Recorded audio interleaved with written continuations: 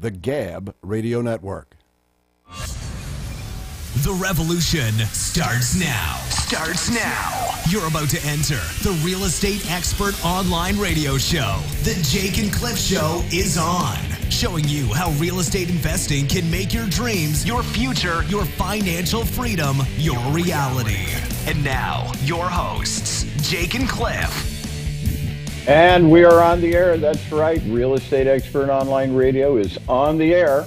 I want to remind you right at the top, and we say hello to all our affiliates out there, by the way, in Radio Land and AM Radio Land. And our on-air number, if anybody wants to call in with a real estate question, is 888-909-1050. That's 888-909-1050. Off air, if you catch us at a different time zone, is 800-396-1501. That's 800-396-1501. And you know, Cliff, I know that I am not like this on most shows. Most shows you see that I am very sedate and laid back, and I don't talk much, and you have to bring me out.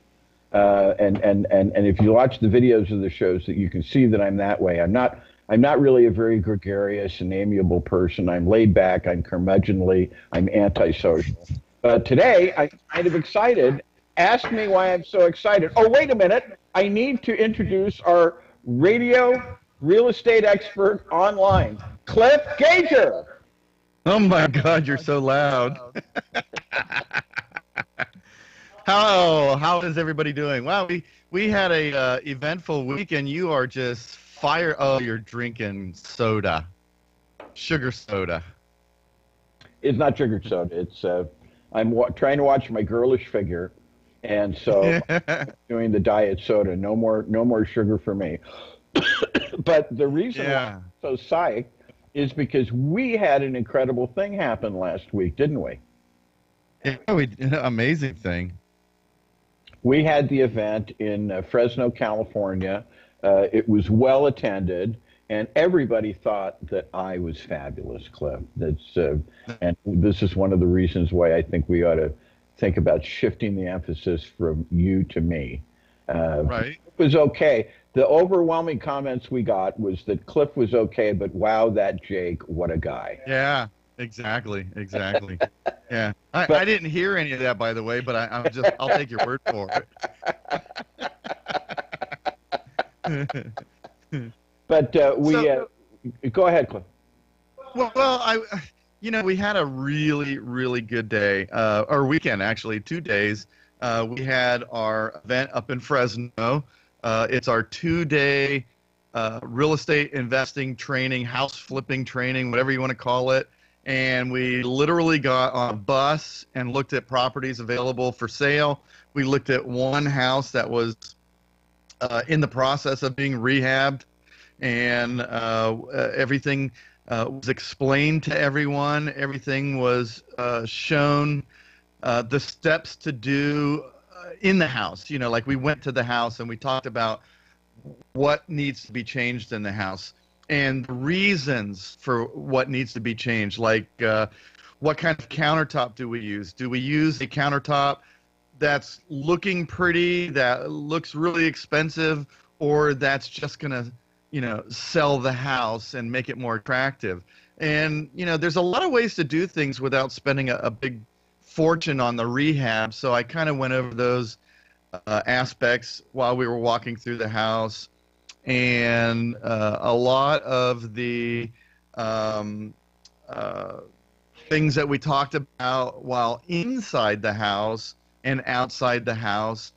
Then we talked about the strategies the next day in the classroom setting.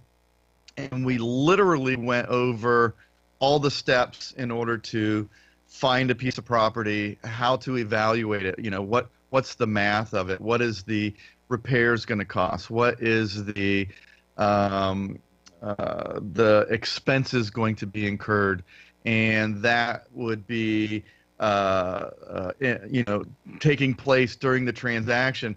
And when you put all of these things together and you put all of the costs, acquisition costs, the price of the property when you're going to go to sell it, and you actually go through step by step and analyze it, and you take real numbers, not fantasy numbers that are projected into the deal, and I show you how to actually get those actual numbers. Once you go through that and you find out what the real numbers are, what the real part of the deal is, what the real expenses are, what the real repairs should be, and what the real sales price should be, you can literally see how these deals come together.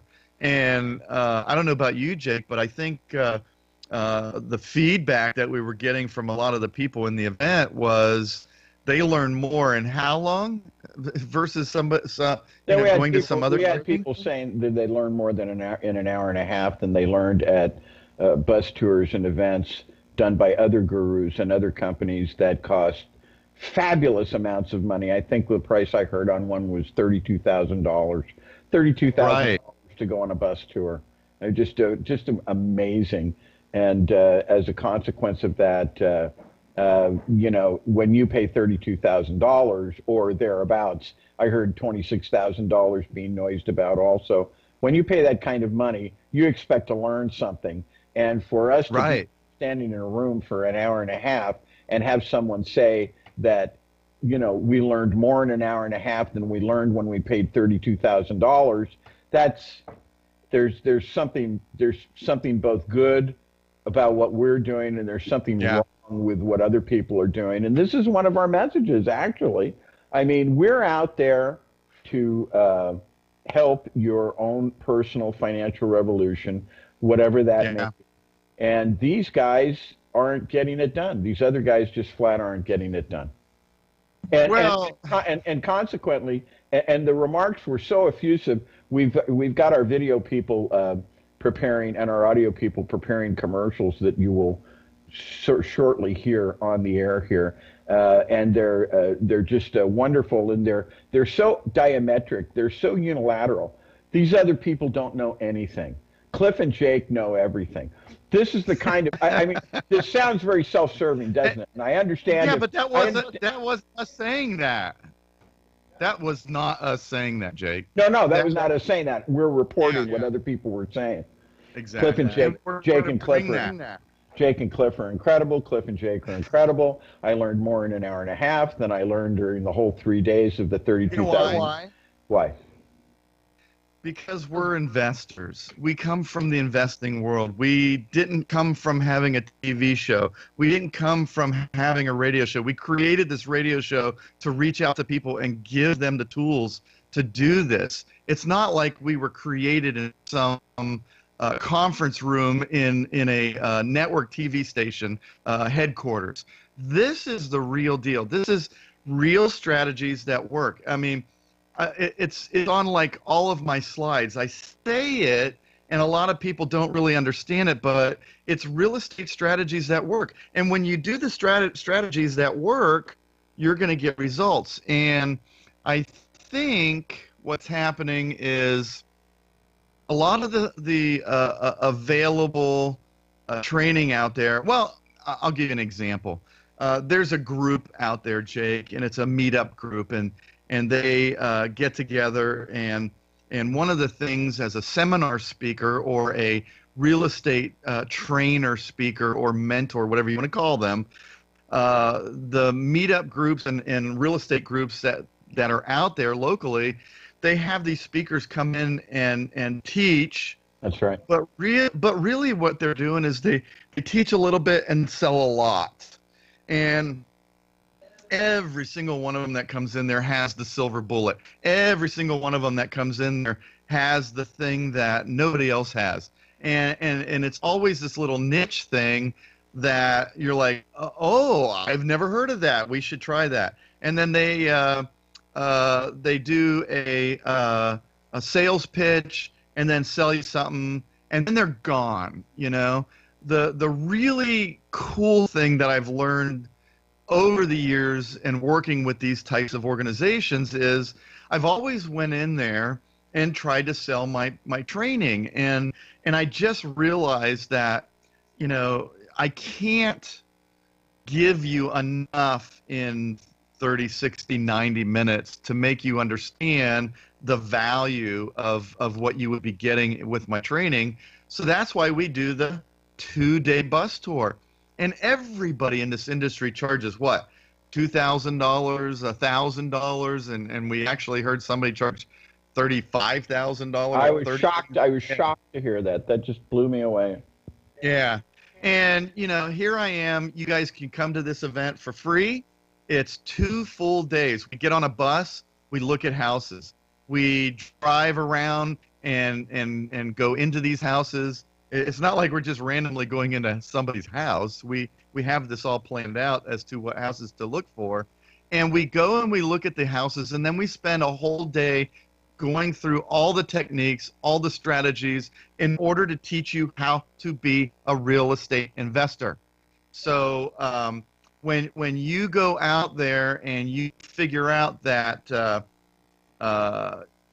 all the things that you thought were being given to you were the things that were going to make it happen, and then you come to my event, you realize, oh my God, where's Cliff been? And we'll cover more in detail coming up right after this break.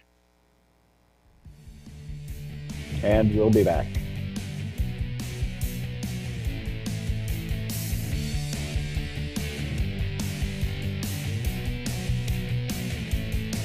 You're listening to the Real Estate Expert Online Radio Show. To start your own personal financial revolution, call 1-800-396-1501 or visit realestateexpertonline.com. Jake and Cliff will be right back. Do you have a great idea for a radio show but have no idea where to start? Or have you been hosting a podcast for a while and want to take it to the next level? If so, you need the Gab Radio Network. To host a show on the Gab Radio Network, all you need is your voice, and we'll handle the rest, from technical engineering to full-service audio production and much more. Every show on the Gab Radio Network can be heard on our station on the TuneIn Radio app. Plus, we put all of our shows on our satellite, which is accessed by over 5,500 stations. And here's the best part. You can host from anywhere you want. There are many means to connect to the Gab Radio Network remotely, and our staff of highly trained engineers and producers will make you sound like you're right here in studio. So, if you want to be on the Gab Radio Network, the same network that hosts the Small Business Advocate, Radio MD, and The Federalist, send an email right now to sales@gabradionetwork.com. That's sales@gabradionetwork.com. Hey, Crystal, what you up to? Oh, Fred dragged me to one of those dumb real estate seminars. Oh, did you learn the secret to flipping houses? No, their secret was a $40,000 sales pitch. You know, John and I flipped 2 houses this year. Really? Wish we did that. Did you fall for one of those overpriced programs? No way. We use Cliff Gager's online training at realestateexpertonline.com. Realestateexpertonline.com? Sounds expensive. Those seminar people were so pushy. Fred almost blew our entire life savings. No, the price was so low we were skeptical at first, but it's exactly what we needed. What's that website again? realestateexpertonline.com. Cliff strategies are the real deal. realestateexpertonline.com. Oh, here it is. Okay, I signed up for his webinar. I'm super excited. I have a venti mocha for Crystal. Oh, that's me. Thanks, Linda. realestateexpertonline.com will finally make our dreams come true. Yep, realestateexpertonline.com worked for us. Ever dream about flipping houses like on TV? Want more money in your bank account to do the things you want to do? If so, get ready to begin your personal financial revolution with Cliff Gager's house flipping training. Cliff's 25 years of experience will help you finally understand how to get great deals and create profits quickly while achieving your dream of financial freedom. This training gets straight to the good stuff so you can start immediately. Cliff was the mentor's mentor for many of the TV and seminar so-called gurus. He was the man behind the curtain, but now you can eliminate those overpriced gurus and get Cliff's best knowledge direct. If you really want to make money flipping houses, you need realestateexpertonline.com. Your personal financial revolution starts now. Go to realestateexpertonline.com. That's realestateexpertonline.com. realestateexpertonline.com. Welcome back to the Real Estate Expert Online Radio Show with Jake and Cliff. Your personal financial revolution for financial independence continues. And we're back. And I want to remind you of the phone numbers that we have, the on-air number. If you have any questions, and we do have people, we invite you to call in. We have so many people calling off air. We wish you would call in on air. Is 888-909-1050. That is 888-909-1050. And the off-air number, in case you're listening in a different time zone or a different time, is 800-396-1501. That's 800-396-1501. And I want to get back, Cliff, to talking about what we were doing, and we've talked about this quite a bit on the show already. Before actually seeing it live in an event, and it's not like this is our first time. We just fell off the turnip truck, so to speak. Right. As far as doing events are concerned, we've both been doing this for a long time. I also wanted to comment on the fact that not only as a real estate investor, but I have followed real estate seminars and real estate events. Kind of like the old story about Diogenes, the ancient Greek, who was said to have walked around in broad daylight holding a lantern in his hand, which kind of sets the thing up, looking for an honest man. And in this particular case, I was looking for a real estate event that would actually teach me something. And I have to tell you, I never found it. And we're not naming names here, of course, but I've been to many of the ones out there, and too. Never learned anything. And I was doing that. I was doing that up until comparatively, call it 4 or 5 years ago. I was doing that on a regular basis, trying to go to one. A lot of people go to them because they're social events. I know that, for example, at the Fresno event, I think that everybody bonded very well. And it was kind of exciting because we were potentially able to create a situation where they can continue working with each other for the benefit of all, because there's so much money to be made in this industry that there's plenty for everybody. Go ahead. Go ahead. I don't want to go ahead. So I just want to jump in here real quick, and it was something that you just said. That we fostered people working together. We actually put the parameters together so that everybody in the room could work together and work as a team to each individually create their own personal financial revolution. Right. And what I heard was that there are people out there that put you in a room and tell you that you must, and I might be mistaken, but I think this is what I heard, secretize or swear an oath of secrecy that you won't tell anybody about what you're doing or what's happening or something. Did I hear that? Did you hear that this weekend? I heard something about that, yeah. When you come to my event, there's no secrets. You know, we reveal the secrets is actually what we're going to do. And the secret is you can do this. You don't have to do it alone. We are the team that you need to help you prosper. But we want to foster, you don't start an automobile company and then secretly sell the cars to individuals out there. You just don't do that. And there are people out there who try to do that. And you know them, and I know them, and we talk about them occasionally. But that's just not our philosophy. We don't think that's no. I think if you work with anybody sitting in our event this weekend, we all fostered like you said, a bond of working together, because you can't do this alone. This is not a business. This is a networking business. This is a business that, I I might have no money available to purchase a house today, but I find a smoking hot deal. And Jake, you're sitting there saying, man, I can't find any deals, and I got all this money sitting here to buy something. And Right. if we're secretive in what we're doing, you'll never know that I've got the house that you want, and I'll never know that you've got the money to buy it. And if we work together and we each share in what we're doing and how we're doing it, aside from, saying, hey, Jake, I'm going to go look at this house today, and then you run over there before I get there, you got to have some intelligence there.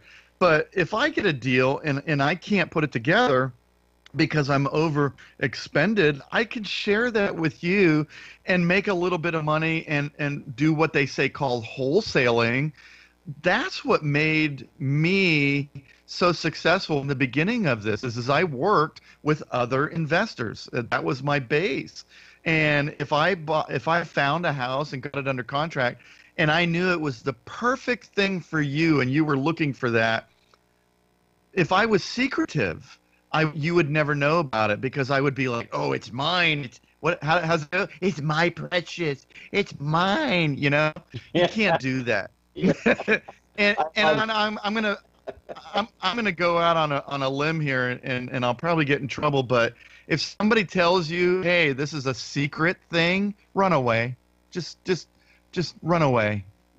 There's a lot of stuff that can happen in secret that you just don't really want to go there. I don't know. I might be wrong, but I think that bonding together with the other attendees, bonding with the professionals that we brought into this event that are going to help you every step of the way, the real estate agents, the insurance agents, the contractors, the house painter, the garbage man that's going to demo your house and take all the trash away. If you're secretive in what you're doing, you can't isolate these people. You've got to share. You've got to work together in order to accelerate your business. Otherwise, you're going to flip one house a year and barely make any money on it. Seriously. Yeah, right. So I didn't mean to interrupt you there, but when you said that, the bonding of the students that were there this past weekend, or last weekend, was amazing. And, I was sometimes, yeah. And sometimes I don't even notice it, because I'm in my zone. I'm teaching the stuff that works, and I'm answering all the questions. I don't think anybody left there with an unanswered question. Yeah. And so, I don't understand why everybody doesn't do that unless they have an ulterior motive, which, we've talked about that. So, but anyways, continue, Jake. I didn't mean to interrupt you. Which we always interrupt each other. We always interrupt because we talk about blah, blah, But blah, blah. the personal financial revolution that people are longing to experience, and you see it in the people out there. There's nobody in that room for 2 days who is there for really any other reason than that they want to make money. They want to make more money, and we talk about this, and I think we ought to talk about it more. We talk about it on the show a lot, but Yeah. The fact of the matter is, and we've talked about it on the show, is that our educational system, the way it is designed to create, as you say it, I might say it differently, but it's appropriate, industrial workers. It's people who have a certain kind Not of our education. system, the school system. Our system doesn't do that. Well, and Yeah. I honestly have to say I tread lightly on that because my son, for example, went to a substandard school. I was continually getting apologetic notices from the school district saying that, we're really sorry, but once again, the blah, blah, blah school district has come in substandard on federal testing, but we want you to know that we're going to address this, and we will address it, but we're coming up on a breakdown, so we have to leave. But we'll be back. We'll be right back, guys.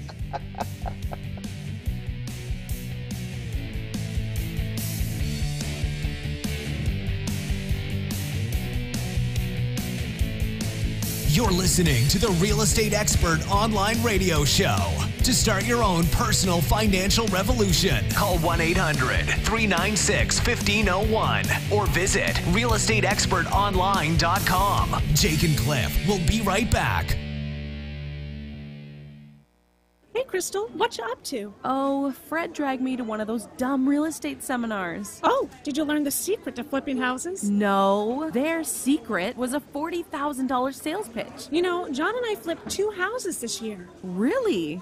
Wish we did that. Did you fall for one of those overpriced programs? No way. We use Cliff Gager's online training at realestateexpertonline.com. Realestateexpertonline.com? Sounds expensive. Those seminar people were so pushy. Fred almost blew our entire life savings. No, the price was so low we were skeptical at first, but it's exactly what we needed.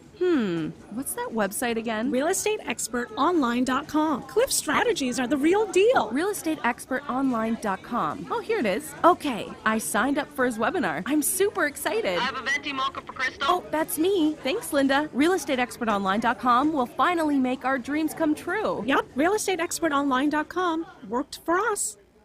Ever dream about flipping houses like on TV? Want more money in your bank account to do the things you want to do? If so, get ready to begin your personal financial revolution with Cliff Gager's house flipping training. Cliff's 25 years of experience will help you finally understand how to get great deals and create profits quickly while achieving your dream of financial freedom. This training gets straight to the good stuff so you can start immediately. Cliff was the mentor's mentor for many of the TV and seminar so-called gurus. He was the man behind the curtain, but now you can eliminate those overpriced gurus and get Cliff's best knowledge direct. If you really want to make money flipping houses, you need realestateexpertonline.com. Your personal financial revolution starts now. Go to realestateexpertonline.com. That's realestateexpertonline.com. realestateexpertonline.com. Hey Fred, Linda told me you went to one of those real estate seminars. Yeah, what a downer. It was nothing but a 3-day sales pitch to sell more overpriced training. Plus, the 3-day training they did was so vague. It was a waste of time. Linda and I almost did that too, but we got lucky and found Cliff Gager first. Did you and Crystal check out Cliff's realestateexpertonline.com website? Yeah, we did. Cliff really put together a complete program. realestateexpertonline.com gave us all the missing pieces we've been searching for. Yeah, the gurus only want to sell you expensive coaching programs. Crazy. I know, right? We almost handed over $40,000 to those so-called real estate gurus. Not only did realestateexpertonline.com save Linda and I $40,000, it also helped us start flipping houses and making profits quickly. Hi, I'm Cliff Gager, and you can start your own personal financial revolution today with realestateexpertonline.com. That's realestateexpertonline.com. Welcome back to the Real Estate Expert Online Radio Show with Jake and Cliff. Your personal financial revolution for financial independence continues.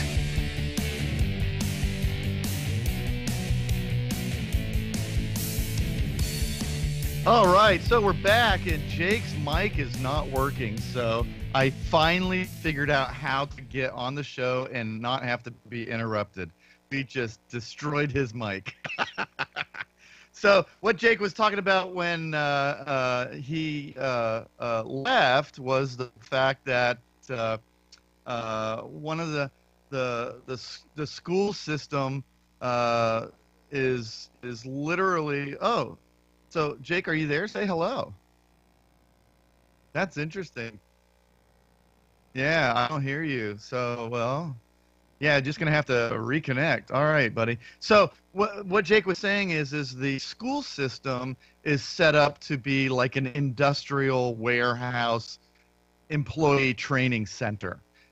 You go to school, the bell rings. You go to, go to your classroom, the bell rings again. You sit down, you go through your class, the bell rings. You go to another class, and then the bell rings. And then you sit through that class, and the bell rings. And then the bell rings again, and you go to lunch. And then the bell rings, and you go to the bathroom. And it literally just goes through. And I think, are you there, Jake? Say something. I was always here.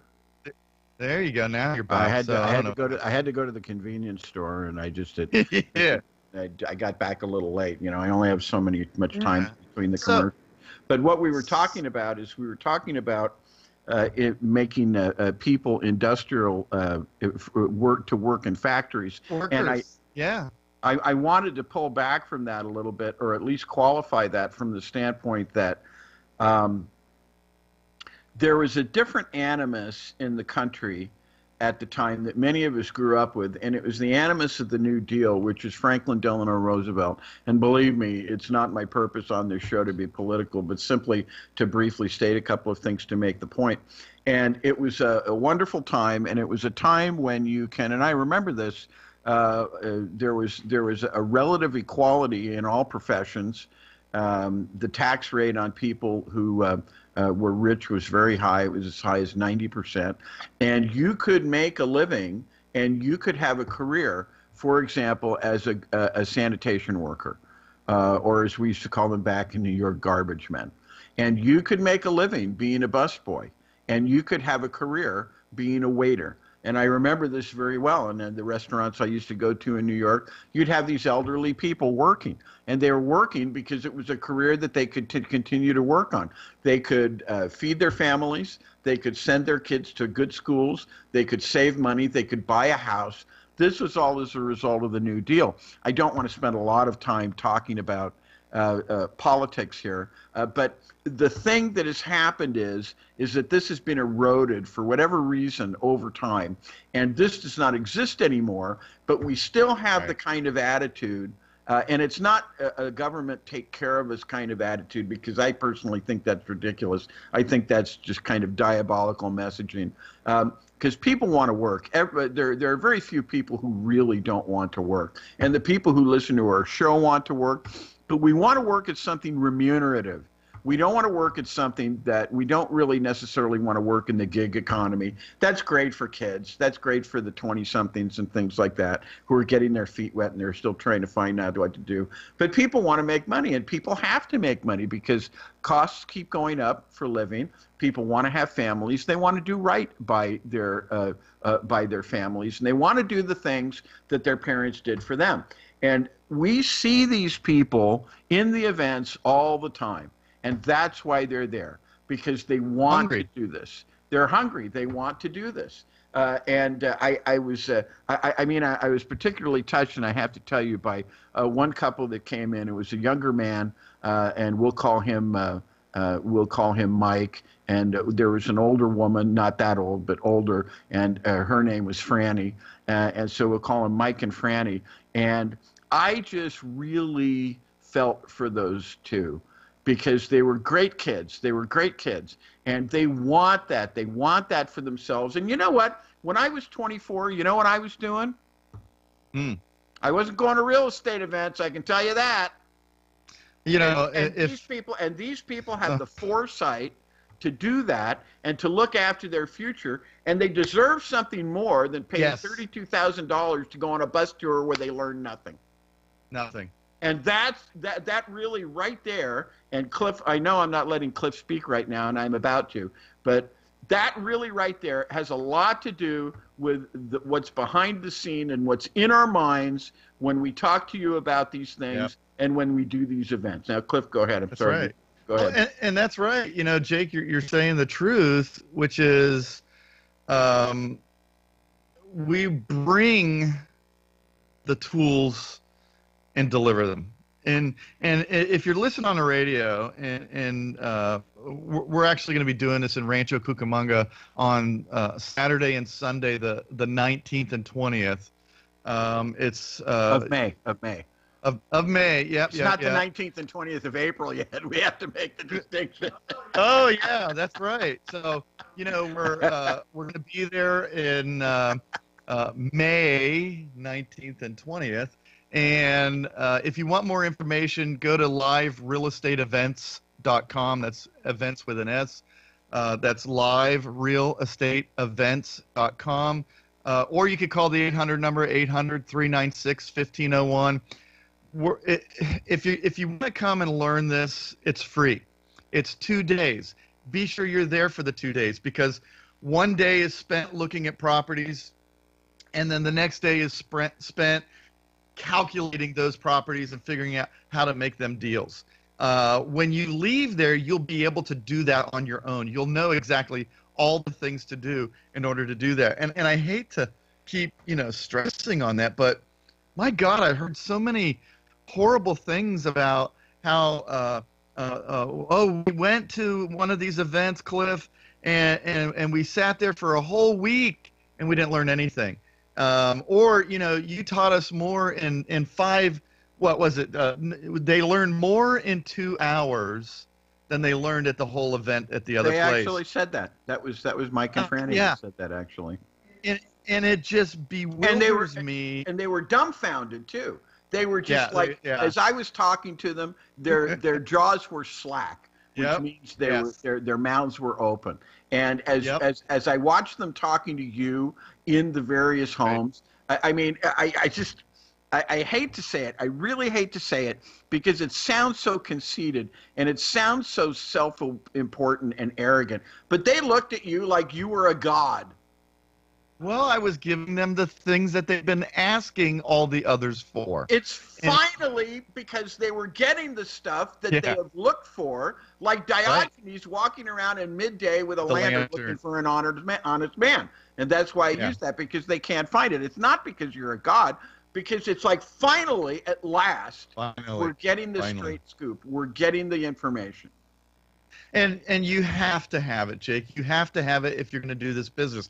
You can't go into a house transaction of either you're going to wholesale it, flip it, buy, fix, and sell it. You're going to rent it out. You can't do anything unless you know what the value is, unless you know what the repairs are going to be, unless you know. It's like buying trying to do nuclear physics with an elementary school education. I mean, it's not that difficult. It's not rocket science, and please don't get me wrong, it's not hard, but you can't ride a bicycle without instruction. You can't drive a car with a clutch without somebody telling you, push the one in and pull the one out. Yeah, God, it's been a while since I drove a clutch.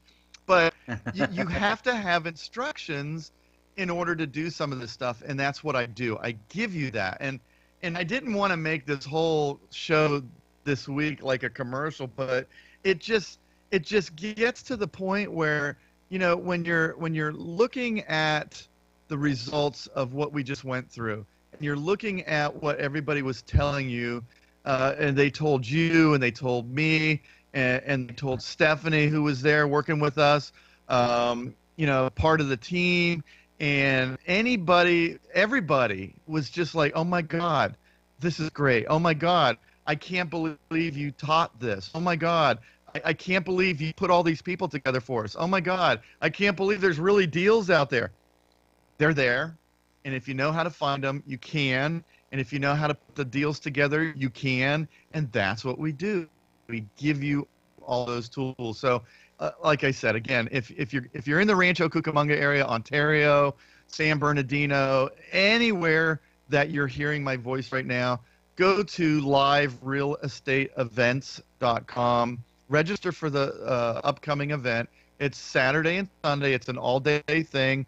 We start at 8:30 in the morning, and we go until 6 or so at night. And I go over step by step by step by step, all the way through the transaction process of getting the property. And then I also tell them what to do when they get it. And then I also tell them how to get rid of it. And I also tell them how to monetize every aspect of that. And I also tell them how easy it is. And I also tell them that they can do it too, because they can. Anybody can do this with the proper instructions.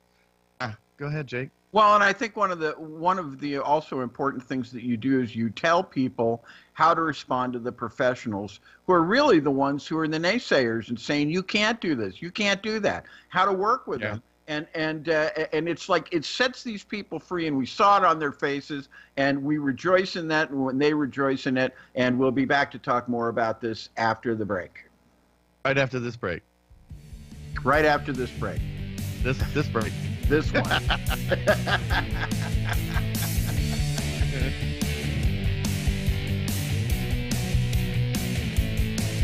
You're listening to the Real Estate Expert Online Radio Show. To start your own personal financial revolution, call 1-800-396-1501 or visit realestateexpertonline.com. Jake and Cliff will be right back. Hey, Crystal, what you up to? Oh, Fred dragged me to one of those dumb real estate seminars. Oh, did you learn the secret to flipping houses? No, their secret was a $40,000 sales pitch. You know, John and I flipped 2 houses this year. Really?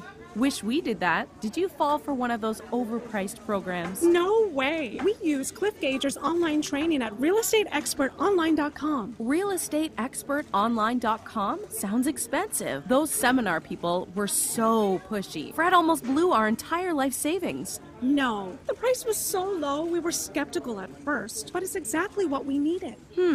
What's that website again? realestateexpertonline.com. Cliff strategies are the real deal. realestateexpertonline.com. Oh, here it is. Okay, I signed up for his webinar. I'm super excited. I have a venti mocha for Crystal. Oh, that's me. Thanks, Linda. realestateexpertonline.com will finally make our dreams come true. Yep, realestateexpertonline.com worked for us.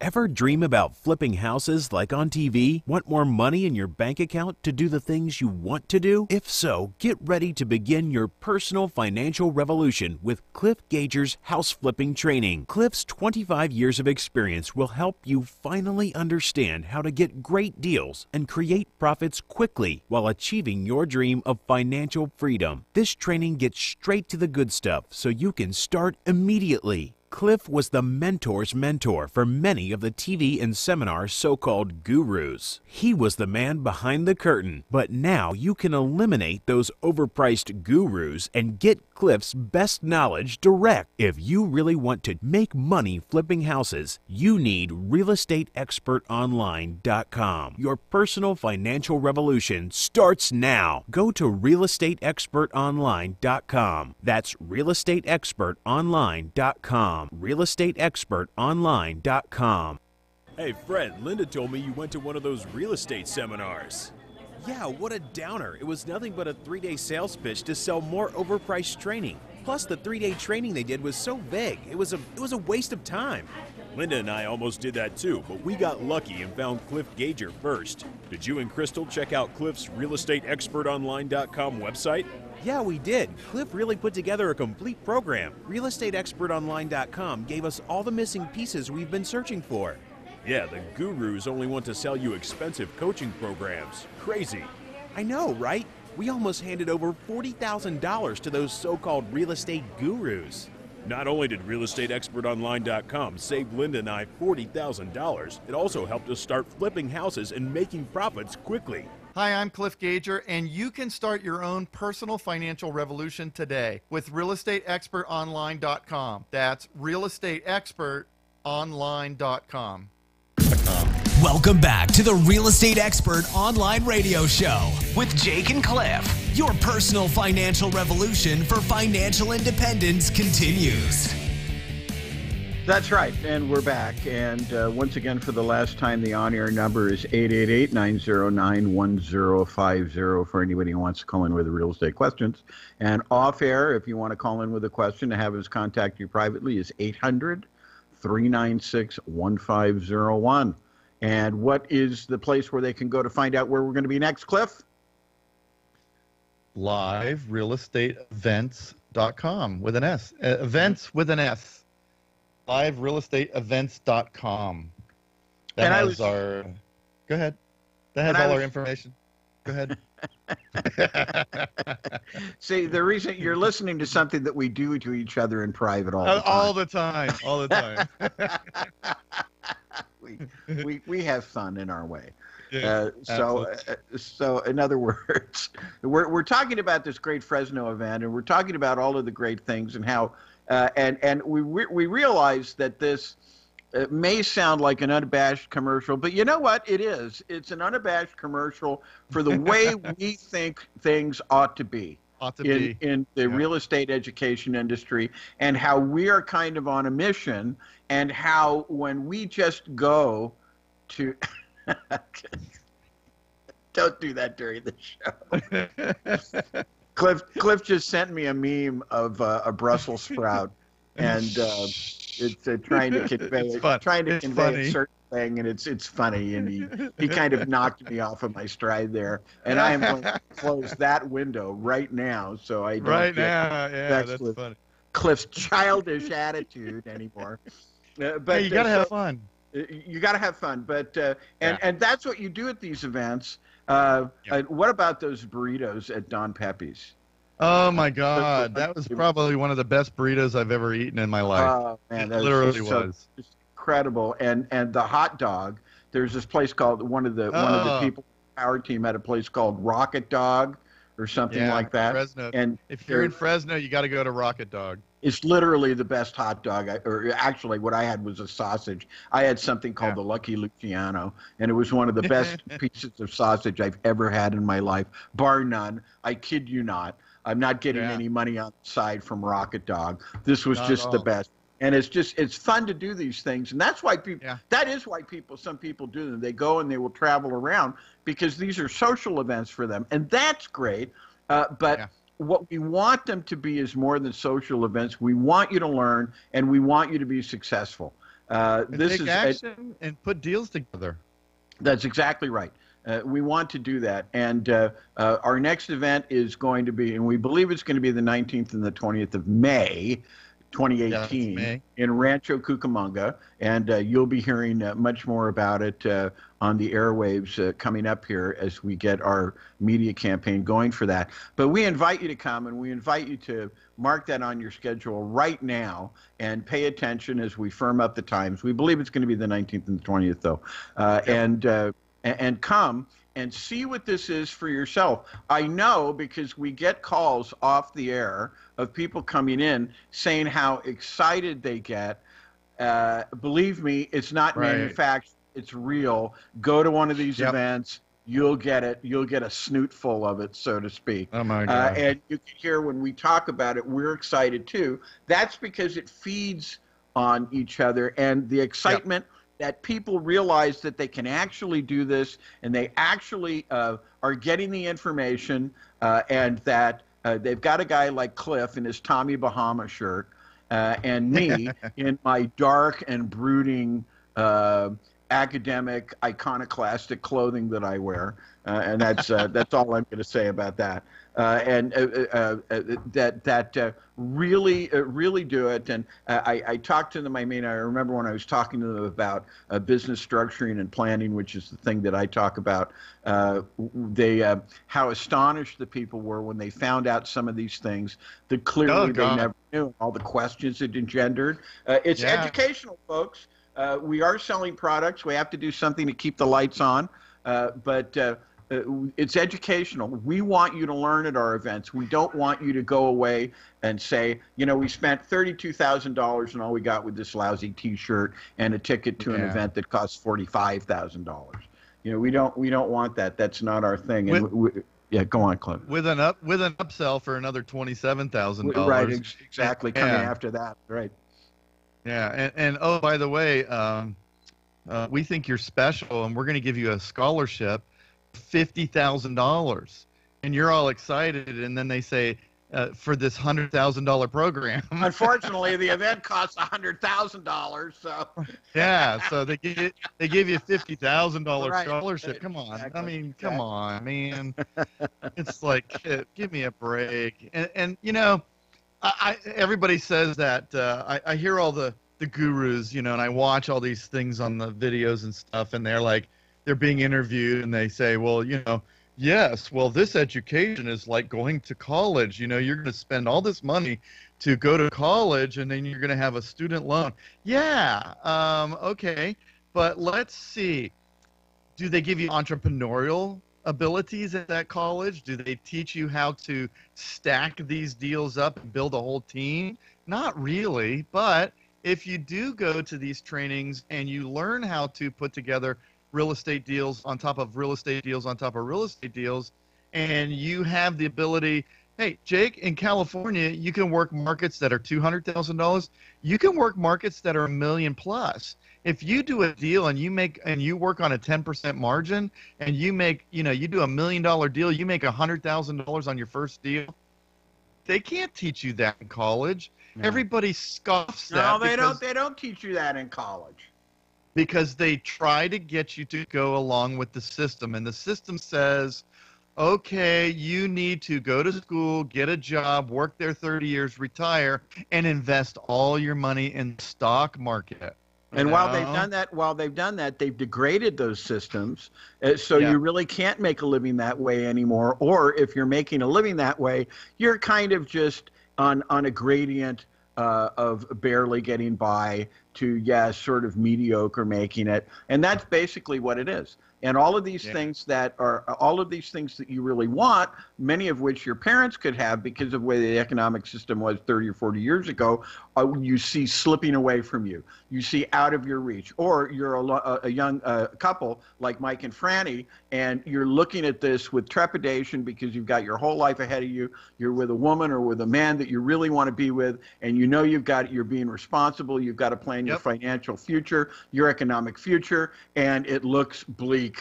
It really looks bleak. The gig economy, minimum wage jobs. What do you do? What do you do? Well, I sound like an insurance commercial anymore, don't I? Yeah, but you know what, Jake? If you think about it, and we're almost out of time for the day, so I'm just going to throw that out there one more time. It's real estate. I'm sorry, well, our website is realestateexpertonline.com. We have a free online training. You can go check that out. And for the events, it's live, realestateevents.com. Come check out one of our events. We're going to give you the tools that's going to enable you to break through and have a personal financial revolution. We're going to show you how, just if you do 3 or 4 houses a year, you can make the kind of money that you would make at a full-time job. Imagine what that would do to your life. Imagine. Hey, you could actually raise a family. You could actually be home and raise your kids, Breathe a little easier for once. You've been listening to the Real Estate Expert Online Radio Show with Jake and Cliff. The real estate investing revolution has only just begun. Want more information on your own personal revolution? Go to realestateexpertonline.com or call 1-800-396-1501.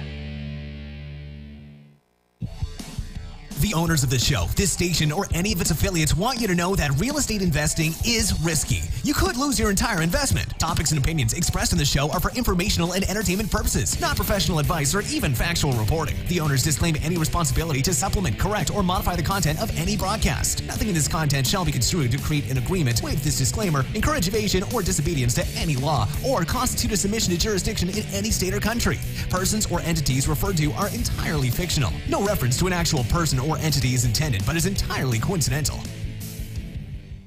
Ever dream about flipping houses like on TV? Want more money in your bank account to do the things you want to do? If so, get ready to begin your personal financial revolution with Cliff Gager's house flipping training. Cliff's 25 years of experience will help you finally understand how to get great deals and create profits quickly while achieving your dream of financial freedom. This training gets straight to the good stuff so you can start immediately. Cliff was the mentor's mentor for many of the TV and seminar so-called gurus. He was the man behind the curtain, but now you can eliminate those overpriced gurus and get Cliff's best knowledge direct. If you really want to make money flipping houses, you need realestateexpertonline.com. Your personal financial revolution starts now. Go to realestateexpertonline.com. That's realestateexpertonline.com. realestateexpertonline.com.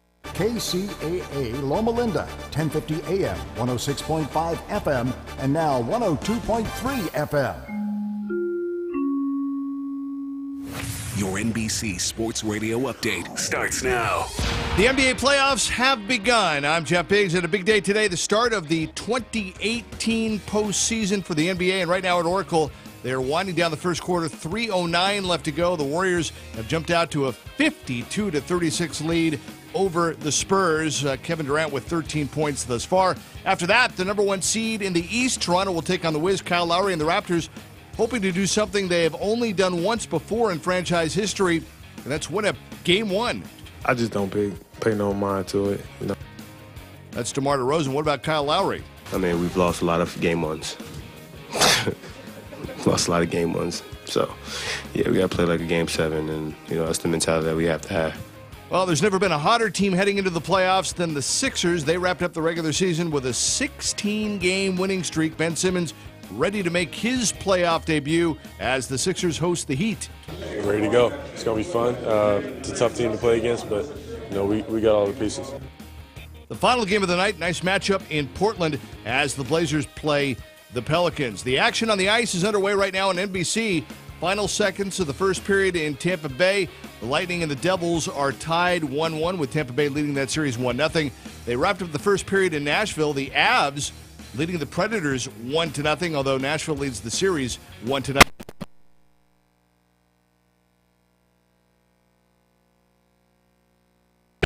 Between the Sharks and the Ducks. Baseball action right now at Fenway. The Red Sox and the Orioles are going at it, and we will keep you posted on that with the Boston leading 10-2 going to the ninth. New 3 and posted extreme notes are water resistant. They stick on rough surfaces and in tough weather conditions. I'm Jeff Biggs. This is NBC Sports Radio.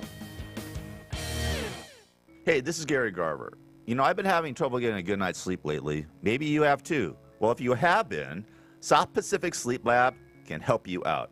South Pacific Sleep Lab provides a personal study to help you find out how to get a great night of sleep.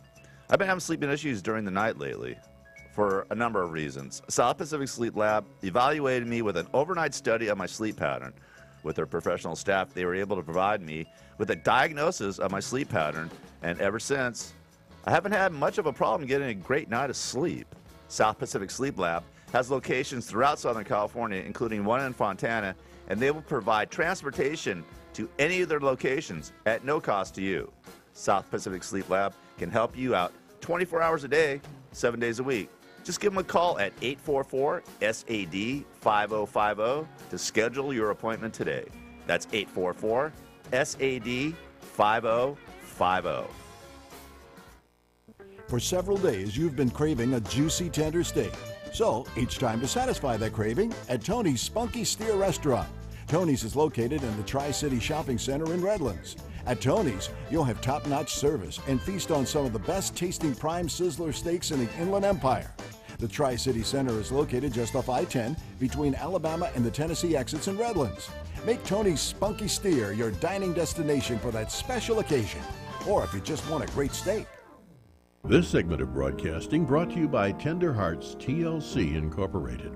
Tender Hearts, the helping hands for your loved ones, where they understand it can be difficult to find time in your already busy schedule to attend to all the needs of your aging loved one. Tender Hearts will be there for your loved one when you can't be. Tender Hearts TLC helps your aging loved ones stay in their home as they specialize in tender, loving, 24-hour service, including transportation to doctor's appointments, medication reminders, meal preparation, light housekeeping, and assistance with activities of daily living such as hygiene and grooming, orientation, and companionship.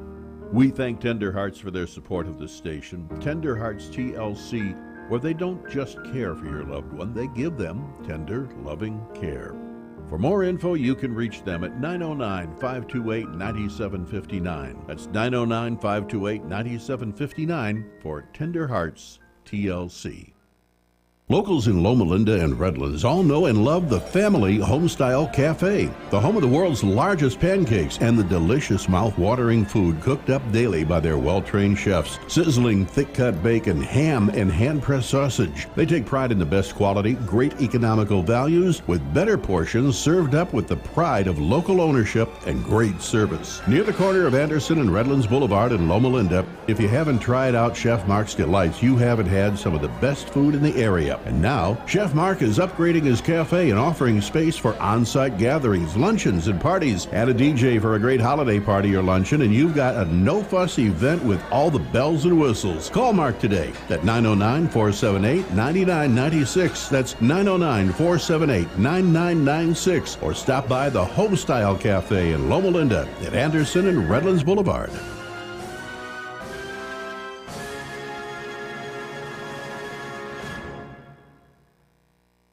The liver really takes a beating. For optimal detoxification and liver health, get Quantum Nutrition Lab's Liver Support and Quantum Turmeric.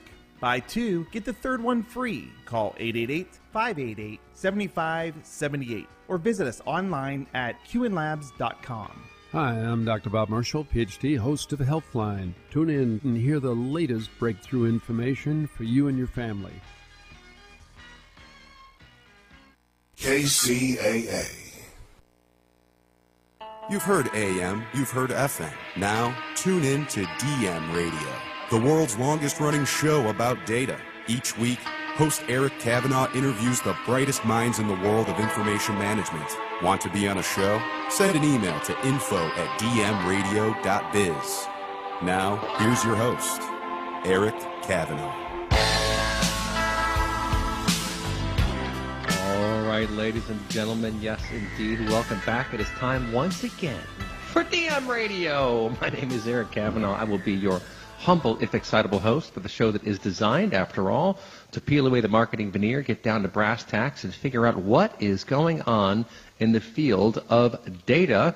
Well, obviously, data is a hot topic these days. Boy, I did a webcast yesterday. We were talking about some of the unpleasant sides of data, referencing Mark Zuckerberg's testimony before Congress. Of course, that has to do with privacy, obviously, and policies around data. But the upshot of our webcast yesterday is that you can rest assured regulation is coming. Data-oriented regulation is coming. It's happening in the EU right now. Of course, it's being discussed in the U.S. today. And I think the headwinds are pretty strong. We're going to see something happen on that front sometime soon, and that has me a bit nervous, quite frankly. We always view data as an asset, at least on our show. That's how we view data. That's how we talk about it. But it's also a liability.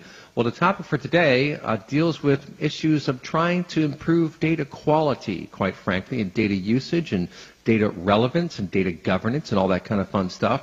The exact topic is master data management meets its match, finally. We're going to talk about one of the longest standing movements in the data management space, that is MDM, master data management. I've often described MDM as a way to virtually reconcile information systems. So you think you've got your enterprise resource planning system, you have your customer relationship management system, you've got procurement, you have all sorts of customer-facing systems, you have employee-facing systems, and they don't all share the same data models. They have very different data models, quite frankly. And so being able to reconcile across multiple systems, that's actually pretty important, especially these days in this whole omni-channel world as we discuss it.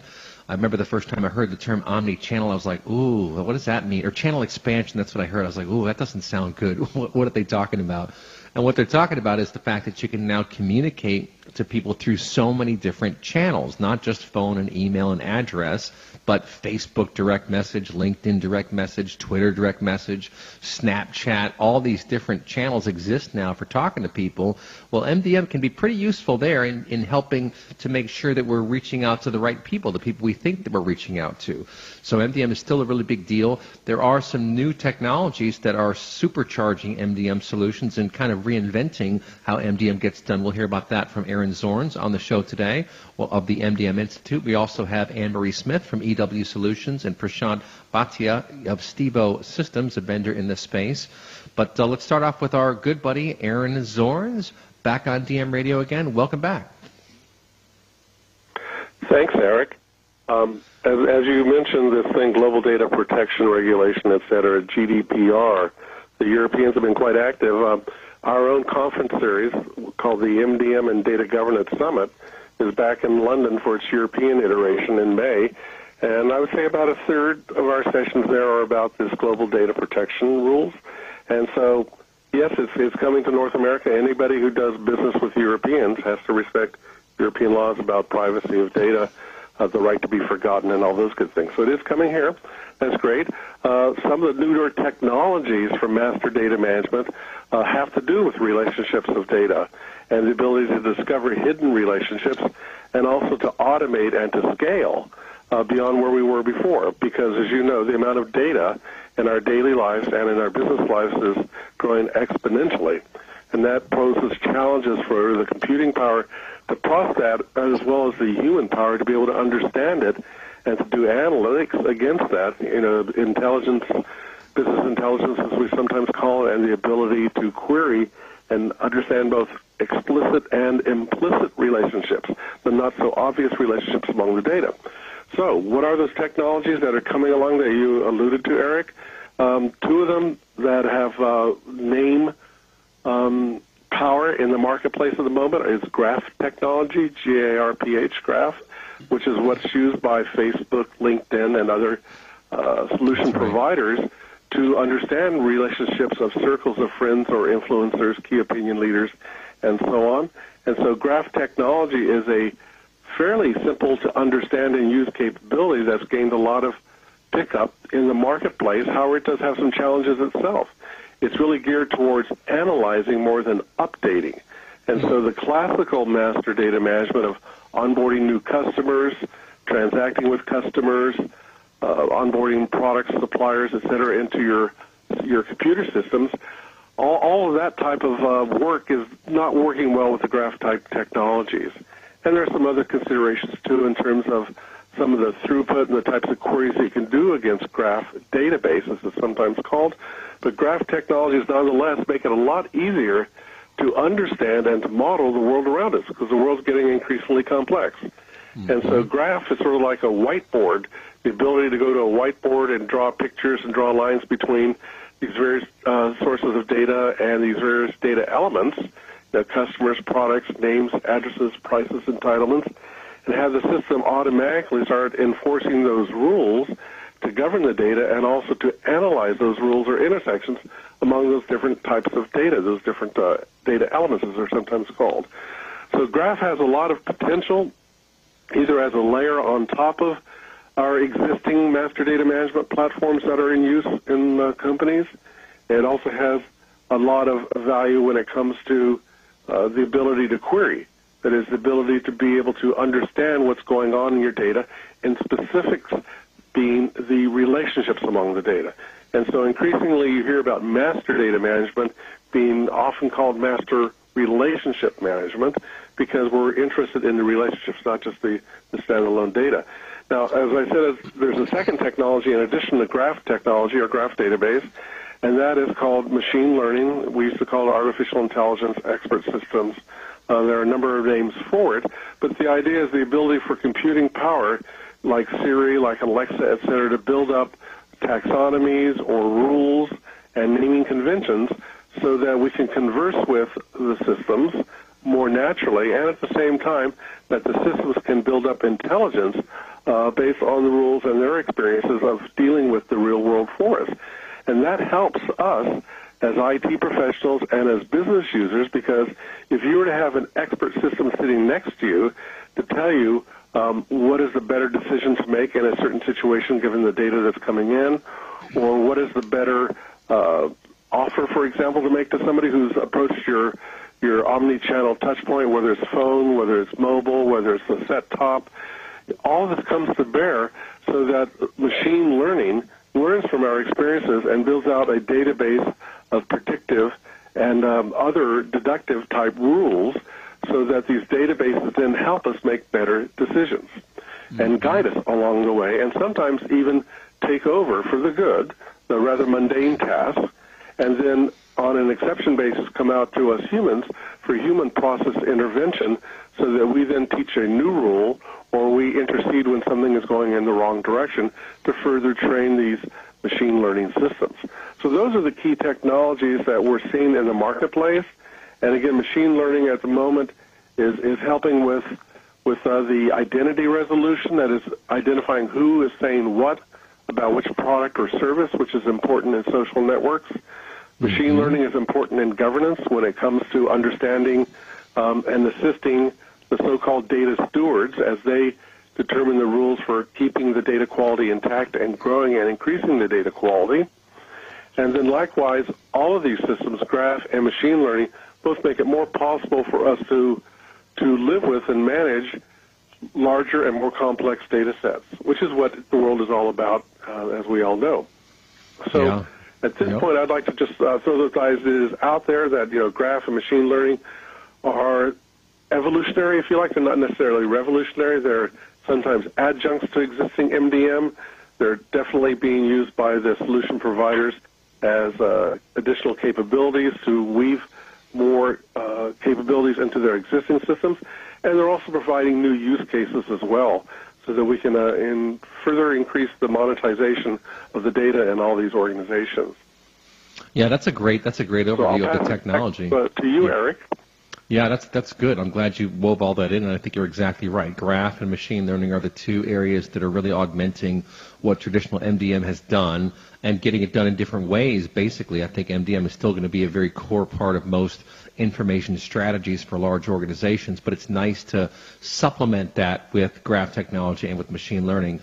And you mentioned data stewards. I think that's actually a good segue topic to bring in Anne-Marie Smith from EW Solutions. Anne-Marie, welcome to DM Radio, and tell us a bit about what you do at EW Solutions and how MDM comes into play. Thank you, Eric. EW Solutions is a data management consultancy. We are focused completely on enterprise data management services and solutions, including master data management. And as Aaron mentioned, data stewardship is a primary beneficiary of master data management and a primary contributor to master data management. The points that I see as extremely important in any master data management environment are the foundational components, because an effective master data management initiative requires enterprise data management functions to be successful. What do I mean by that? We have several areas of data management that you must have in place before any solution can be employed. So something like data governance, developing the policies, the practices, the standards, and the processes that can identify, collect, define, store, and use the common and reference data that the organization has identified as being important. Everything that Aaron talked about. Data stewardship, the point that Aaron made, that role that performs the identification, the definition, and collection of that data. Data governance is like a one-armed paper hanger without the properly organized, trained, and implemented data stewardship people. Data stewardship is the other arm. Data governance is one arm, data stewardship is the other. Yeah, that's a really good point. And, we talked about data governance on that webinar just the other day. And for those who don't know what we mean by that, basically it's the rules and regulations and policies and protocols that you have around working with data. Who should have access to data, who should not have access to data. Security is somewhat tangential, of course, to data governance. And I think that now what we've seen with this Facebook explosion is we're going to have a lot more people being cognizant of the fact that data governance is a necessary component of any information strategy, right? That's absolutely true. And without the other component I'm going to mention, you can't do any of that, metadata management. Mm-hmm. Metadata explains the data. And metadata and data governance and data stewardship go hand in hand, because that explanation enables the policies, the standards, the practices, and the procedures to be understandable. Mm-hmm. And the management of metadata makes it possible for the organization to impose and enforce those privacy standards, to explain that this particular set of data is personally identifiable. And this particular set is not as necessarily secured, and why. This is generally available data. That is part of the metadata management capabilities. Mm-hmm. And reference and master data management needs that, so it can organize the variety of definitions and formats that have grown up over the years, and to rationalize them. Another area in enterprise data management that's so important to master data management success is data architecture. Good MDM can't be done without a sound, best practices-based architecture, including data architecture. Most organizations, when they think of architecture, they think of Connects or Lego or architects like building architecture or network architecture, but there's a data architecture involved as well. And that data architecture describes how the data is stored and how it flows, not just in an application, but throughout the enterprise. And that's incredibly important for master and reference data because this is the common data used throughout the organization. And without good data architecture across the organization, you can't do the things that Aaron described. You can't do the things that Prashant's going to talk about from a technology perspective. And last but not least, you need data quality. You need data quality management because many MDM efforts are either started because the organization has identified they have challenges with data quality and they want to do their data quality improvement starting with their master and reference data, or they've started a data quality effort and want to improve their master data in support of their data quality effort. Either way, whether the chicken comes before the egg or the egg hatched and created a chicken, data quality is part of any MDM solution. And deciding to adopt an enterprise approach to data quality management based on best practices helps the MDM effort from the beginning because frequently that's where some of the money to support the MDM initiative comes from. That's a good point. And this leads to the second point. Go ahead. All MDM initiatives are enterprise-wide, or should be. If they're not completely enterprise-wide, they should be definitely more than just at a project level because they're big and they require more than $3.80 to support them. Right. And the money has to come from sources that can sustain them over a fairly decent length of time. And that money has to come with knowledgeable people. Business subject matter experts who know the domains where that subject matter expertise about the master and reference data reside, and they have to have knowledgeable people in data governance, in metadata management, in data architecture, in data quality to support them as well. Yeah, and these data governance programs and MDM that's the programs. Foundational work.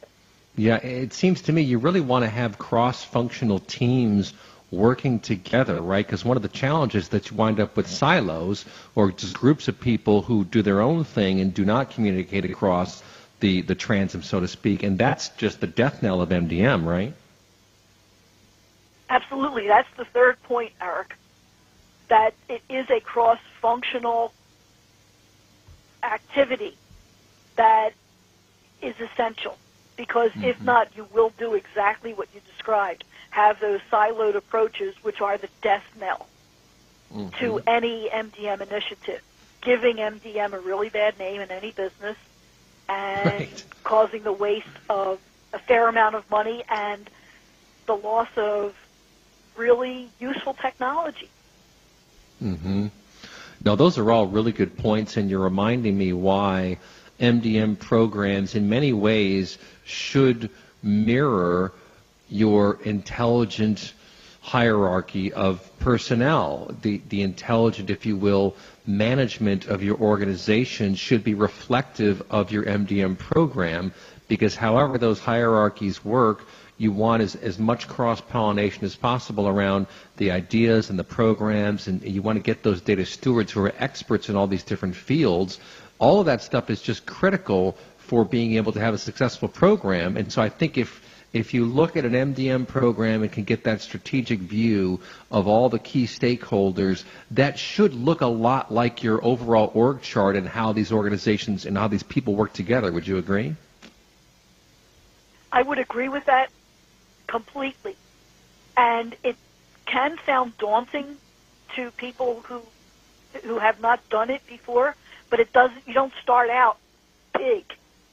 You start out with an incremental approach with the eventual view it's going to scale up to that.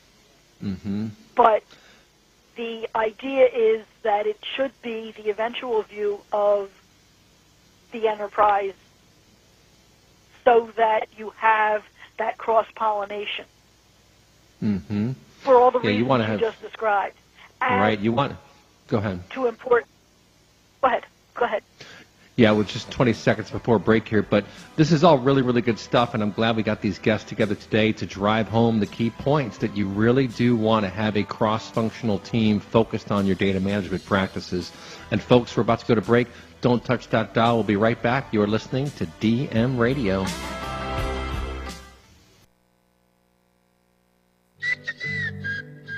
Turning 7 into 8. It's easy to do, and there's satellite imagery to prove it. What in the world am I talking about? Actually, where in the world? Next on Dan's Life. For many businesses, hiring is tough. You want access to highly qualified candidates fast. And you don't want to sign a long-term contract or pay upfront fees. That's why you need Indeed.com, delivering 6 times more hires than any other job site, according to independent research. Indeed is offering new users a $50 credit to give their first job post premium visibility as a sponsored job. Redeem this offer at Indeed.com/credit. That's Indeed.com/credit. Terms, conditions, and quality standards apply. Did you read about how Africa is breaking up? A crack was recently torn into the Kenyan countryside. It's a few miles long and 100 yards across. You can see it clearly if you look at a satellite image.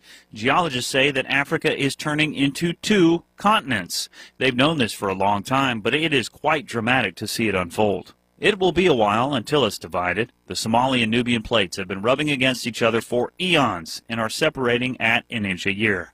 The current chasm that opened up was revealed by heavy rains just last week. It destroyed roadways, making travel difficult, but is heavy on the awe-inspiring magnitude that comes with just seeing how powerless we are against the natural forces at play on planet Earth.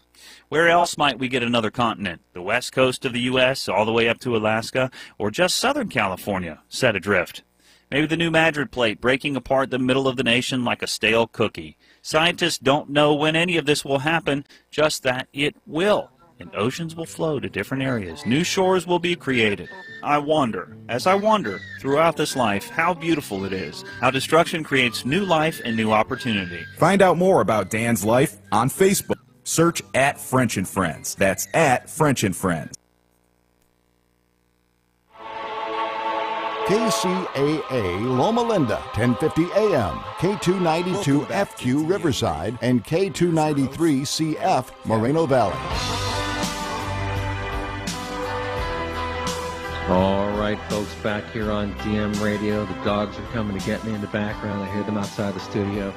We must be hitting the target here on our show. Talking all about master data management. We just heard from Anne-Marie Smith of BW Solutions and Aaron Zorns of the MDM Institute. And next up, we have Prashant Bhatia of Stivo Systems dialing in all the way from Colombia. Prashant, welcome to DM Radio. Tell us a bit about Stivo Systems and how you guys work in the MDM space. Yeah, fantastic. Thank you for having me, Eric. Really proud to be here today with everyone. Really excited to introduce Stivo Systems. So Eric mentioned that we were the one vendor on the show today. Stivo Systems is a multi-domain master data management software vendor. So that's a little bit of a mouthful in terms of multi-domain master data management. I'm going to talk to you a little bit about what that is and how that's relevant given the conversation and the comments that were just made by Aaron and Anne-Marie relating to the importance of how data gets correlated throughout the within a company's enterprise. And so when you think about Stivo Systems, just a couple of quick facts. Stivo Systems is part of Stivo Group. It's a 200-plus-year-old company that started about printing Bibles and butter labels back in Denmark. And about the mid-1980s, it invented itself over and over. And about the mid-1980s, we got into the printing business, printing of catalogs, printing of flyers, those that you receive in the mail, those that were in newspapers. And then we ended up having to really revolutionize again, innovate again, because all of a sudden the world became digitized. And all of a sudden this world of printing of catalogs ended up going into the web, into e-commerce solutions, where people needed to be able to digitize their catalogs and really bring them to life via the Internet. So this Internet concept really caught on, obviously, in the digitization, and that's where we get to today. We look at the fact of how data is prevalent throughout the entire enterprise, and the amount of data, as Aaron talked about earlier, is exponential and more so than ever before. And so the question really leads itself as to what data can you trust, and what can you do with that data, and what's the importance of how it can drive the business. So the first thing that we'll talk about is when we talk about multi-domain, what is that concept of domain? And we talk about domains could be a product domain, so really taking a look at a shirt or some sort of entity, some sort of SKU per se, and it could be anything. And then you have attributes associated with that that you want to be able to track and go and move forward with. So that's from a product perspective. Another domain may be customer. So really, how do you take a look at Prashant Bhatia when I engage with the retailer? How do they view me? What attributes do they capture about me? And being able to capture that information and then use it accordingly in terms of personalized ads or targeting ads and things of that nature. And then there's other domains, such as supplier domains and location domains. The net of it is there's all these sets of data that reside throughout the enterprise. And companies are struggling to really figure out what is my single version of the truth as it relates to, let's call it, a single domain. So what is my product 360-degree view? What is all the attributes associated with that product across all the systems I might have within my enterprise? How can I get to a single version of the truth for a product? In fact, I think, Eric, you had rattled off a definition of MDM, which was virtually reconciling data across multiple information systems within the enterprise. And when you think about how many systems companies tend to have in place, whether it be through organic growth or acquisitions or siloed deployments, which also happens, the same product may get identified and defined different ways across a single enterprise. So how do you really get to a single version of truth for products? And then how do you get to a single version of truth for customer, as well as suppliers? Because, again, there's so much data out there. So that's one key effort that a lot of companies are going through. And you think about some of the comments that Anne-Marie just made in terms of the business processes, so enterprise data management, data quality, data stewardship, data governance.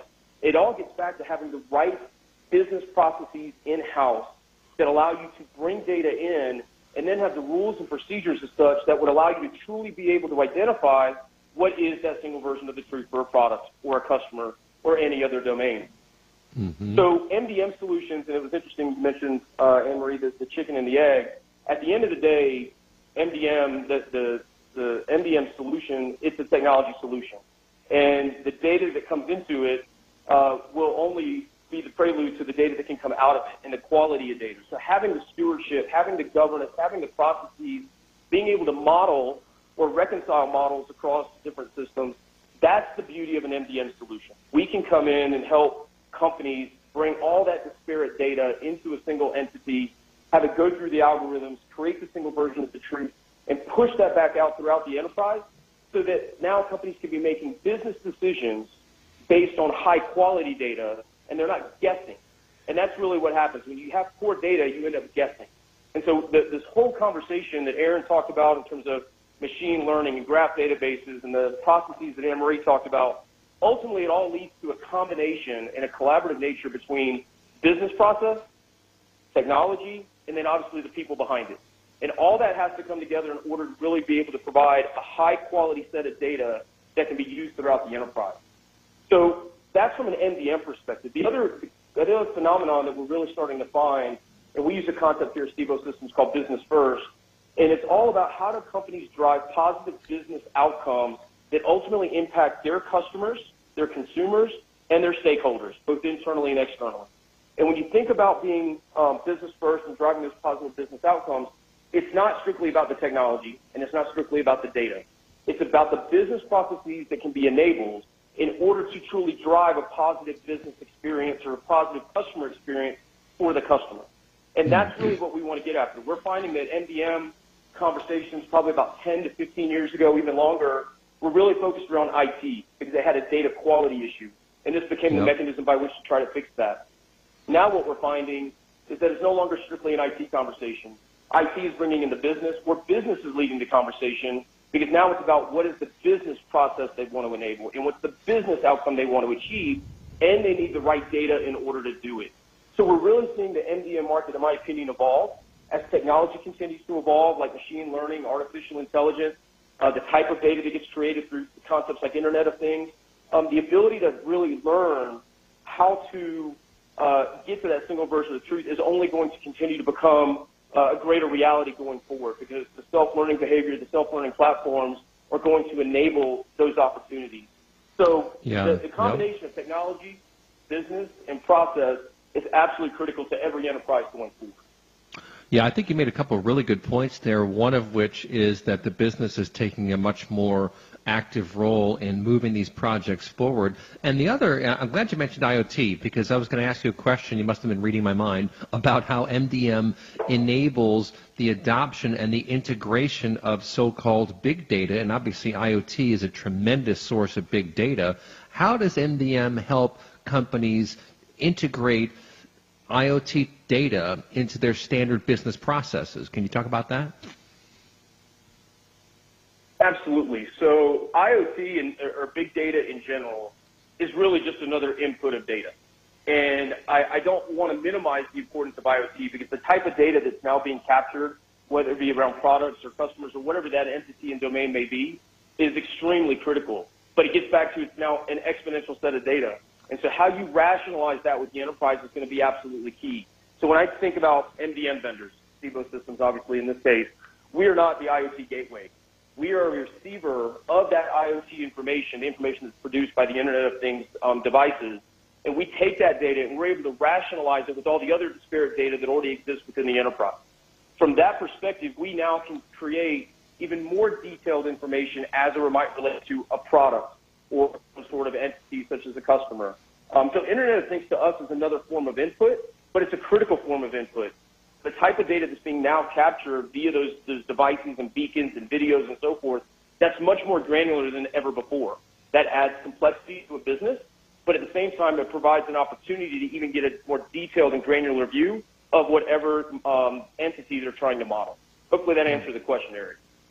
No, it sure does, because I think what we're going to see here is that the complexity of information landscapes and of also technology landscapes in large enterprises and even mid-sized businesses is going to increase as time goes by, and you're going to need some kind of a, well, let's call it an MDM substrate, if you will, to be able to integrate these new data sources and do so in a way that aligns with your current systems, right? Because otherwise, I think the old way of data integration, which was primarily ETL, extract, transform, load, I think that's going to start to pale in comparison to some of the new methods. Let's face it, cloud-based integration is all going to be through these APIs, right, these application program interfaces. Those are going to be the connectors of the future for information management. So I think a good MDM program, and maybe in a second here I'll bring Aaron back into the conversation, really should be looking forward down the next 3 to 5 years when you'll have a preponderance of information coming from all these sensors and all these external sources to keep your information systems aligned with the outside world but also the inside world, right? Absolutely. And the speed of by which that needs to happen is only going to continue to increase and get harder as well. But that does get back to the alignment. And I go back to, again, I'm just looking, I made some notes while Anne-Marie and Aaron were talking around cross-functional teams. Well, it's also about these cross-functional systems, because each one of these systems has their own role, whether that be a CRM or an HCM or an ERP or whatever it may be. They all are relying on the same set of data. So if that data is not true and clean of high quality, the business isn't going to be able to make the right decisions. And so that only is going to continue to transcend itself over the next 3 to 5 years. And the main reason for that is because consumer expectations, our expectations, are only going to become higher. And as that B2C expectation gets higher, it bleeds itself over into B2B, because if I can get it at home, why can't I get it at work, in my business? And so those expectations continue to increase. And so being able to truly have that foundational data from an MDM that can really provide that information to all the other systems within the enterprise and or your trading partners, that's the key. That's the foundation of MDM. It becomes that key component that now feeds all the other systems within the enterprise.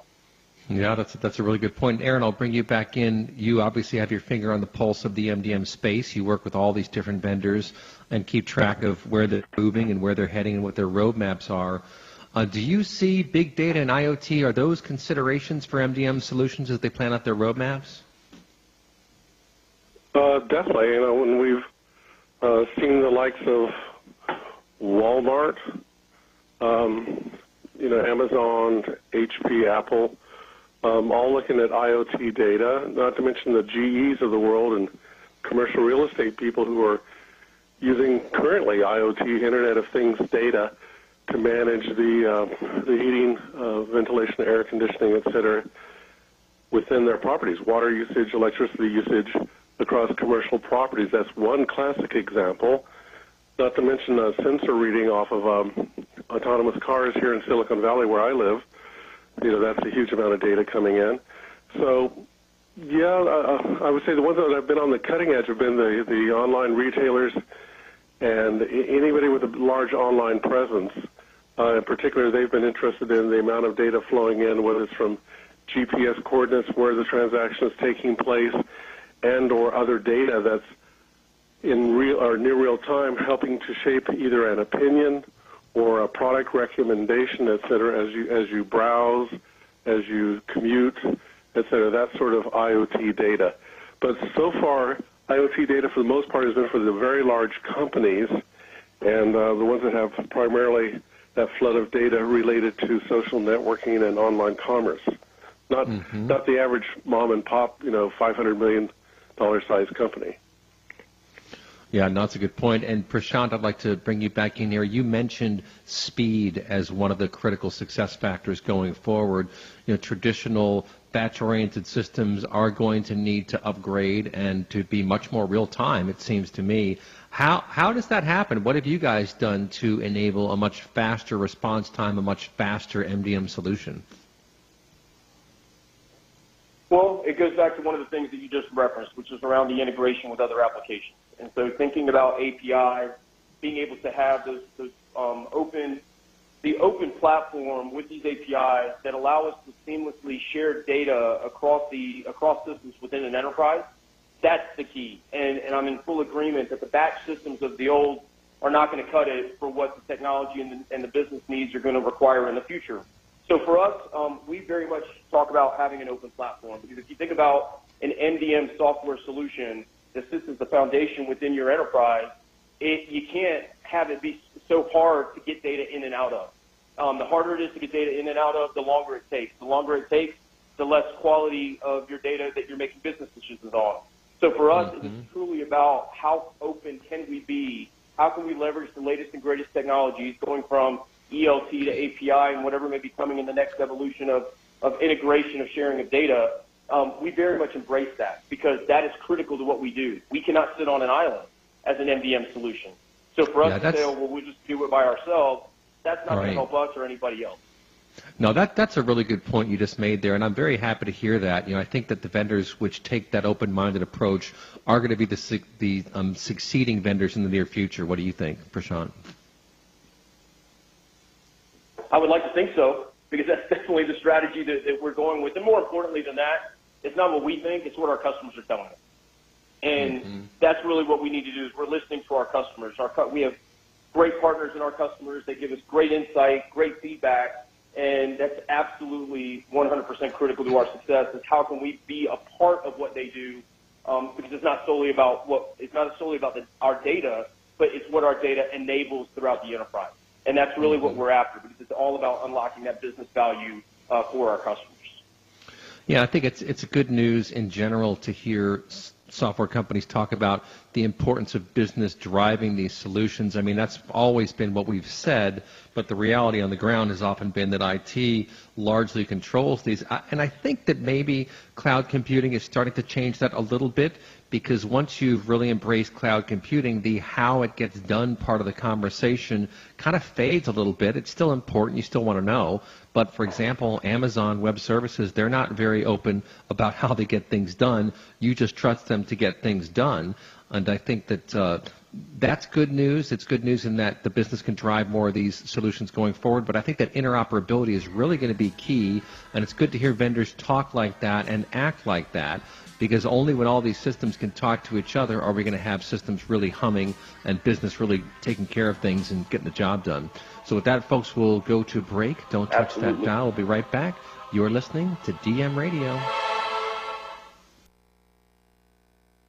Do you have a great idea for a radio show but have no idea where to start? Or have you been hosting a podcast for a while and want to take it to the next level? If so, you need the Gab Radio Network. To host a show on the Gab Radio Network, all you need is your voice, and we'll handle the rest. From technical engineering to full-service audio production and much more. Every show on the Gab Radio Network can be heard on our station on the TuneIn Radio app. Plus, we put all our shows on our satellite, which is accessed by 5,500 stations. And here's the best part. You can host from anywhere you want. There are many means to connect to the Gab Radio Network remotely, and our staff of highly trained engineers and producers will make you sound like you're right here in studio. So, if you want to be on the Gab Radio Network, the same network that hosts the Small Business Advocate, Radio MD, and Talkin' Pets, send an email right now to sales@gabradionetwork.com. That's sales@gabradionetwork.com. If you run a large corporation, small business, or anything in between, you need ads to help get the word out. A full page in the newspaper sounds good. A TV spot sounds even better. But let's face it, newspapers are essentially last-minute wrapping paper, and a TV spot is just expensive and basically code for bathroom break.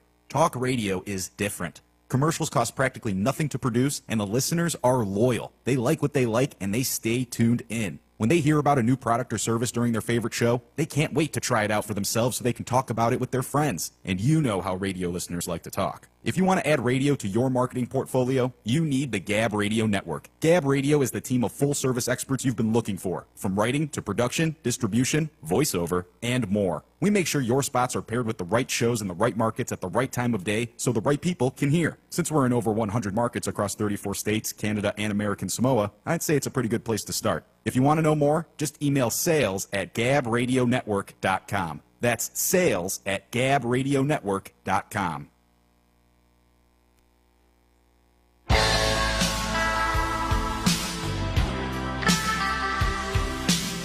Welcome back to DM Radio. Here's your host, Eric Kavanaugh.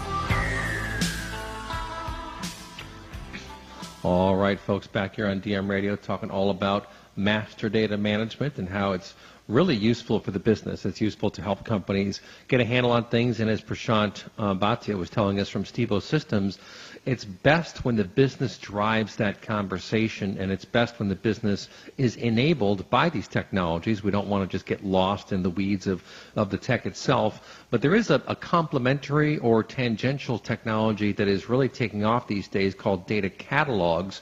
So I wanted to go around the room and see what our guests think about that and see how they relate to master data management. I think data catalogs are finally going to solve some of the long-standing problems in large-scale data management, in part because of the scale. You know, one of the cool things that's happening right now in the world of software is that we have these solutions that are designed at scale. I'm talking about solutions like Facebook, LinkedIn, Google. There's a whole new era of technology that's evolving right now, which is designed to work at scale. And it's fascinating stuff. Of course, there's a lot of parallel processing going on. That's how these things can work at such a tremendous scale. Things like LinkedIn, for example, or Twitter or Facebook, or all these different engines. But data catalogs are really interesting because they're able to use machine learning in the background, many of them, to crawl across information landscapes and find all these different systems and find all the metadata and find all the column names and make some suggestions about how to connect these different bits and pieces of the enterprise, of the information landscape, if you will. So let's just kind of go around the room and get some thoughts on that. Aaron Zorns, I know you've been tracking data catalogs. How do you think they intersect with or overlap with MDM in terms of functionality and business value? They're definitely codependent and synergistic in the sense that data governance requires some sort of business glossary or vocabulary for the IT people and the business users to talk to each other, and likewise to enable each other to use the system for their own purposes. And so this commonality language called a business glossary or vocabulary or data catalog has been around for a while. Nothing like a good crisis to drive this. I mean, one of the crises was year 2000 hysteria, where we were trying to figure out what's being used where to find out where those two byte or 2-character date fields were, and what applications and what databases and so on, so we could try to fix them or estimate the damage that might be occurring at the passing of the midnight clock on year 2000.